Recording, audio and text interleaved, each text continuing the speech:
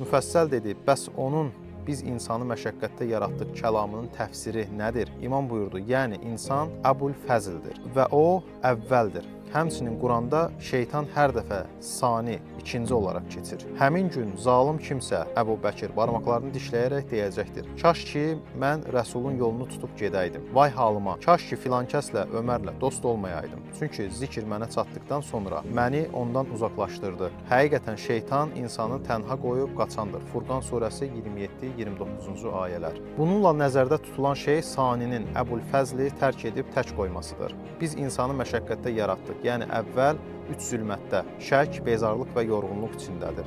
Bunlar qarın zülməti, rəhm zülməti və şübhə zülmətidir. Ey müfəssəl, mömin Allah qatında bu şeylərdən bəslənməkdən daha şərəflidir və sən öz ağlınla bunun əksini düşünürsən. Lakin doğrusu onlar belə şeydən uzaqdır. Vəsilərə gəldikdə, onlar sənə dediyim kimidir.